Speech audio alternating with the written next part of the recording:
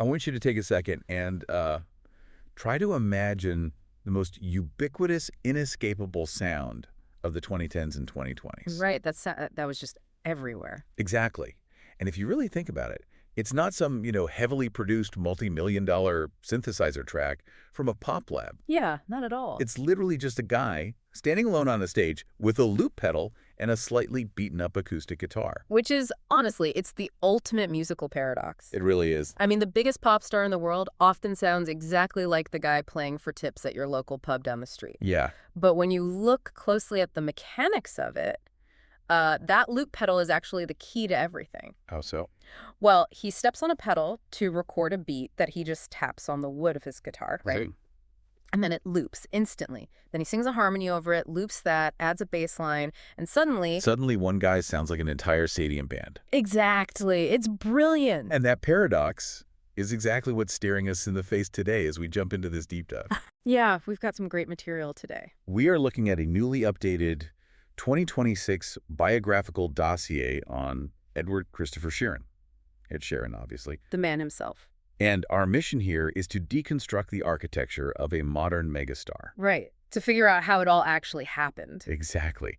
How does a self-described awkward kid from Suffolk become this absolute global titan? A guy who rubs shoulders with Beyoncé, buys stakes in professional football clubs, and, as we'll see later, which is mind-blowing, is actively planning his own posthumous career. Yeah, that part is wild. And, whether you're a diehard fan or just someone who, occasionally taps your foot to the radio, his trajectory is genuinely a masterclass. Oh, for sure. It's this incredible study in relentless hustle, strategic adaptability, and the power of controlling your own narrative in an industry that usually just chews artists up. It really is. So to understand those crazy streaming records, I think we have to look at the foundation first. Because before you break the internet, you have to literally break a sweat on the street. Exactly. Yeah. The level of grind documented in this dossier is just, it's hard to overstate. It really is. We start with this album called Spinning Man from 2004. Sheeran is just 13 years old at this point. Just a kid. Yeah, and he writes 14 songs, all of them rhyming, mostly about his first love, Claire. Right. But he doesn't just write them in a notebook. He personally burns 20 CD copies of the album himself. And the detail that always stands out to me there is that today he actually owns 19 of those 20 copies. Wait, really?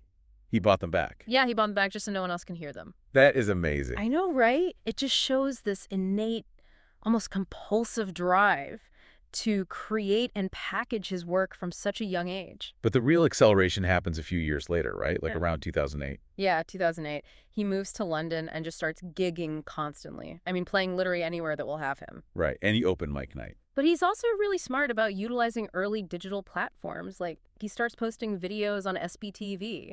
Which, for those who might not remember, SBTV was this vital urban music channel in the UK. Yeah, massively important. It was primarily known for showcasing underground rap and grime artists.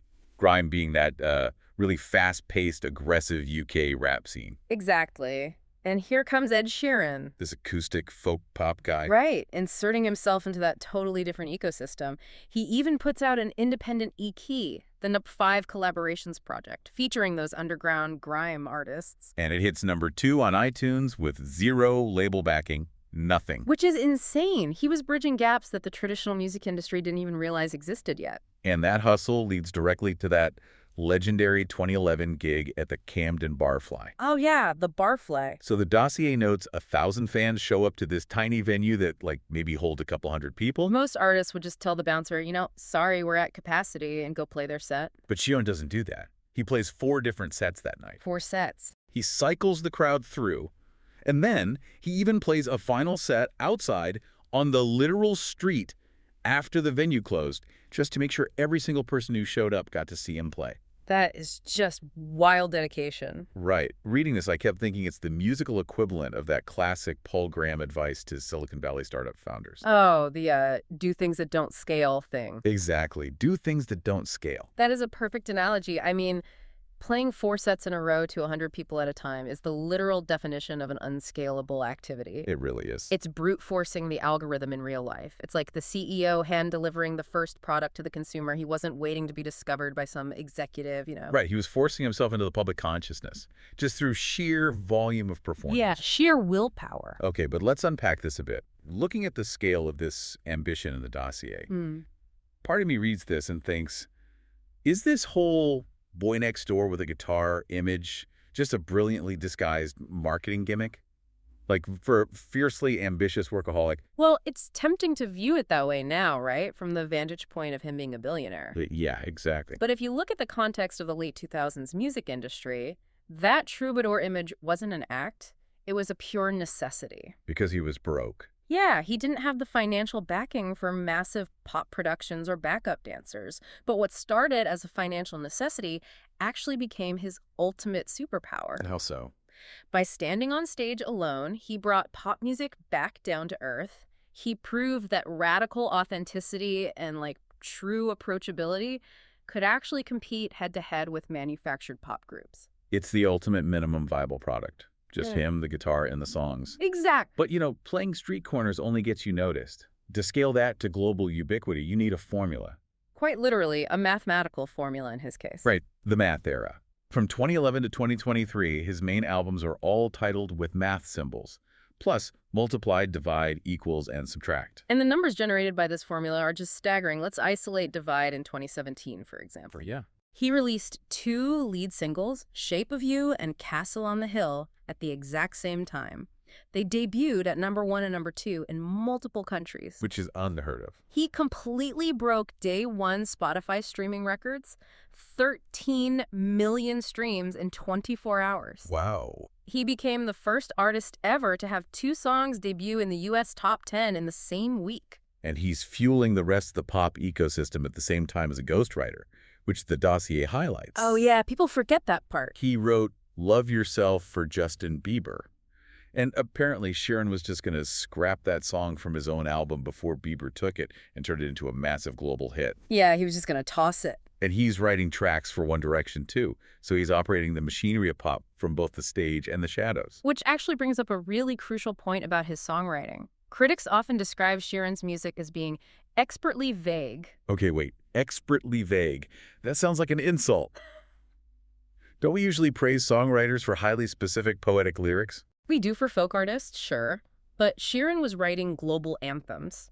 Think of his music as the open source code for modern pop. Open source code. Yeah, when he writes a song like Perfect or Photograph, he intentionally strips away highly specific slang, specific dates, or overly complex narratives. Right. He leaves the emotional architecture completely intact, like the universal feeling of falling in love or the sensory detail of dancing in the dark, but he hollows out the specifics. Ah, I see. So the listener can just easily insert their own life into the song. Precisely. By making it open source, the song is no longer about Ed Sheeran's life. It's a vessel for your life. That makes total sense. That's why his songs can seamlessly soundtrack a first dance at a wedding, a long road trip, or even a funeral procession. You project your own memories onto his chords. Wow, that is brilliant. But, even the most successful formulas eventually break down, or at least they require new inputs. And in 2023, the dossier shows this massive tonal shift with the album Subtract. This wasn't driven by chart ambitions at all. It was driven by a profound personal crisis. Yeah, a really dark period for him. His wife, Cherry Seaborn, was diagnosed with a tumor during her pregnancy. And around the same time, he lost his very close friend, Jamal Edwards. Jamal Edwards being the founder of SBTV, who helped launch his early career. Right, exactly. So Subtract was born out of fear and depression. It acted as a complete departure from those upbeat pop anthems. It was a stark reminder that underneath the open source pop machine, there is a real human being processing genuine trauma. Yeah. And it also marked the beginning of Sheeran actively changing his inputs. Just when the industry thought they had him figured out as, the ultimate acoustic soft pop calculator, he started really defying that vanilla label. The influences listed in the dossier here are wild. Like, did you know his first inspiration to pick up a guitar wasn't a folk singer? What was it? It was seeing Eric Clapton play Lila at the 2002 Queen's Golden Jubilee. Oh. And even more surprising, he used Eminem's The Marshall Mathers LP to cure a childhood stutter. He just obsessively rapped along to Eminem until the stutter completely faded. That's incredible. And his musical appetite is actually far more aggressive than his output suggests. What do you mean? Well, he has this documented lifelong love for heavy metal. He grew up reading Kerrang! Magazine, and in 2022, he actually collaborated with the pop metal band Bring Me the Horizon. Wait, really? Bring Me the Horizon, and it gets crazier. He also confirmed he was working on a collaboration with the Suffolk extreme metal band Cradle of Filth. Cradle of Filth, yes. Just let that sink in for a second. The guy who wrote Thinking Out Loud is in the studio with a band famous for symphonic black metal, It's hilarious. a genre known for blast beats, shrieked vocals, and dark gothic theatrics. And this evolution only accelerates from there. If we look at his 2025 album Play, we see a distinct, deliberate global pivot. Yeah, tell me about Play. So the lead single Azizam, which he wrote for his wife, has heavy Persian musical influences. And another track, Sapphire, features a collaboration with the massive Indian playback singer Arijit Singh, and it carries distinct Punjabi undertones. Okay, hold on. Looking at this timeline and the scale of his ambition, I have to wonder, is he a musical chameleon genuinely exploring his eclectic tastes? Or is he just data mining global Spotify regions? That's the big question. Like, is this just a strategic collection of genres to maintain his spot as the #3 most followed artist on the platform? Honestly, if we connect this to the broader reality of the streaming era, it's likely a synthesis of both. Okay. True longevity in 2025 and 2026 requires global fluency. The platforms are completely borderless now. Right, you're competing with everyone everywhere. Exactly. And Sheeran is acutely aware that you can't just remain an English folk pop singer forever and expect to hold the global #1 spot. You have to reflect the globalized nature of how music is actually consumed. So it's art and commerce together. Yeah, it stems from genuine artistic curiosity, absolutely, but it is deployed with brilliant brand management. But when you build a catalog that massive, and you pull from that many cultural influences, you aren't just building an audience, you're building a giant target on your back. Oh, massively. The price of that ubiquity has been incredibly steep for him legally. The plagiarism lawsuits have genuinely been a defining and frankly exhaustive feature of his later career. It started heavily in 2017 when he settled out of court over claims that his song Photograph copied a track by a former X Factor winner. And the dossier notes he deeply regrets that settlement. He said it made him feel dirty and that he actually stopped playing the song live for ages because of it. He regrets it because settling a copyright claim, even if it's just to make a nuisance go away, it puts blood in the water. Oh, I see. It's signaled to copyright trolls that Ed Sheeran will pay out. And that opened the floodgates for a decade of litigation. Right, so he was sued over Shape of You, which went to trial, and he won in 2022. Thankfully. And then came the absolute titan of copyright lawsuits over Thinking Out Loud. He was accused of copying the groove and chords of Marvin Gaye's Let's Get It On. That was a huge deal. That went to a massive trial in New York in 2023. He won that case with a unanimous jury verdict, and the legal battle finally ended for good in 2025 when the U.S. Supreme Court officially declined to hear an appeal. Those victories are monumental, not just for Sheeran, but for the entire music industry. During those trials, his legal team successfully argued what they called the building blocks defense. How exactly does that work in a courtroom setting? Well, they had to demonstrate to a jury that basic chord progressions, like a standard 1-4-5 progression, they are the foundational alphabet of music. Right. They belong to humanity, not to one specific songwriter's estate. By refusing to settle Shape of You and Thinking Out Loud, he took on immense personal stress to defend the basic alphabet of pop music. Which effectively saved future, less wealthy songwriters from endless bankrupting litigation. Exactly. He took the hit for everyone else. The psychological pressure of sitting in a courtroom, having your fundamental creativity dissected like that, it must be insane. I can't even imagine. But surviving those battles seems to have given him an absolute iron grip on his narrative moving forward. The dossier details his Play-era media control strategy. He's already announced his next sequence of albums. Right. Pause. Fast forward, rewind, and stop. Yes.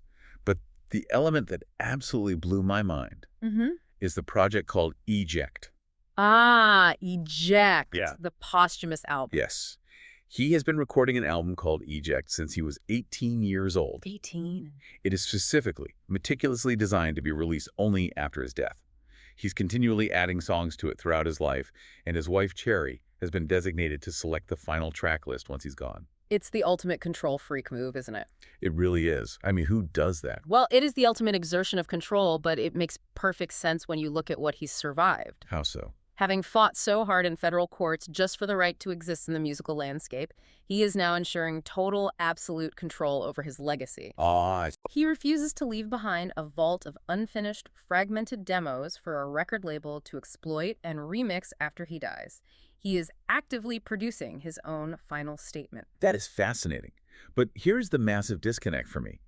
How does a guy who is actively planning a posthumous global release, a guy who hangs out with royalty and tech billionaires, stay tethered to reality? Right. Like, how do you not float away into the stratosphere of your own ego at that point? By remaining stubbornly, almost aggressively local, he anchors himself to the mundane. Let's look at that grounding, because the dossier has some great details. He bought and renovated a massive farm estate right in his hometown of Framlingham, Suffolk. Which the UK press affectionately dubbed Sheeranville. Yes, Sharonville. And his charity work isn't just writing checks at fancy celebrity galas, it's hyperlocal. He regularly donates his actual clothing to local Suffolk charity shops. Like literally his own clothes. Yeah. Someone actually bought the tartan shirt he wore in his Bridget Jones's baby movie cameo from a local thrift store. That's amazing. And during the COVID-19 pandemic, he donated over £1 million to local charities in Suffolk. Wow. He even opened a breakfast club at his restaurant in Notting Hill to provide hot meals for people struggling in the community. And we absolutely have to talk about his obsession with Ipswich Town Football Club. Oh, of course. He doesn't just casually support them, he sponsors their kits. The club actually gave him an official squad number 17. A literal squad number. And in 2024, he went a step further and acquired a 1.4% minority ownership stake in the club. He's all in. He really is. Oh, and the ketchup. We can't forget the ketchup. The Heinz tattoo. Yes. The dossier highlights that he loves Heinz ketchup so much he has the label tattooed on his arm, carries a bottle on tour everywhere he goes, and successfully pitched his own commercial to the company. Which resulted in the limited edition Edge Up. Edge Up, exactly. It is a fascinating psychological grounding mechanism. You have a billionaire who insists on the working class signifiers of his youth. But why is that so crucial psychologically? Because if you let go of Suffolk, if you only hang out on super yachts and in VIP lounges, you lose touch with the mundane realities of everyday life. Right. And if you lose that, you lose the ability to write that open source pop music we talked about earlier. You can't write a universally relatable song about falling in love at a dive bar if you haven't been in one in a decade. That is such a great point. Remaining a local pub bloke who wants to watch Ipswich Town and eat ketchup, it actively protects his songwriting core. It really does. And looking objectively at the dossier, and we should pause here to make something explicitly clear to you listening, we're just reporting his public stances as documented in the dossier. We aren't taking any side or endorsing these views. Absolutely. Strict neutrality here. Exactly. But it's fascinating to see how he deploys this massive global platform when he does choose to engage with the wider political world. Yeah, the records show he has used his reach for very specific political endorsements over the years. For instance, he publicly endorsed the Labour Party in the UK, backing Jeremy Corbyn in 2017 and Keir Starmer in the 2024 general election. He also strongly opposed Brexit, signing an open letter to the Prime Minister, warning of the economic damage it would do to the UK music industry's touring capabilities. Right. And over in the US, he used his platform to urge Congress to pass the Equality Act, aiming to expand civil rights for LGBTQ individuals. And let's not forget, in 2022, he performed at the Concert for Ukraine to raise funds during the Russian invasion. It really highlights how he balances being that local Suffolk guy with the massive responsibilities of a global citizen. For sure. He protects his local roots fiercely, but he isn't afraid to leverage his ubiquity to try and move the needle on real-world issues. It's just an incredible evolution. Let's bring all of this together. We started with a 13-year-old kid in his bedroom, burning 20 CDs of acoustic rhymes about a girl named Claire. Just a kid with a guitar. And we've followed that kid through relentless street hustling in London, to breaking the actual math of global streaming records, to sitting in the Supreme Court defending the foundational chords of pop music. All while keeping a bottle of Heinz ketchup in his bag. Exactly. Yeah. It truly is a testament to the power of relentless output and controlling your own narrative. It really is. And, building on that revelation about his posthumous album, I want to leave you with a final thought to ponder. Oh, I like this. Go for it. Ed Sheeran is meticulously curating Eject for release after he dies. And we live in an era right now where artificial intelligence can effortlessly generate new music from dead artists, essentially forcing them to be productive forever. Oh, wow. Yeah. So, what does it actually mean for an artist to curate their own ghosts? That's a deep question. Right. Is Eject the ultimate act of artistic purity, like a final, uncorrupted gift to his fans? Or is it a megastar's final, desperate attempt to control a future that is inherently uncontrollable? That is an incredible question to chew on. Seriously, think about what it means to curate your own ghost in the age of AI. It changes how you look at his whole career. It really does. Well, Mhm. thank you so much for joining us on this deep dive.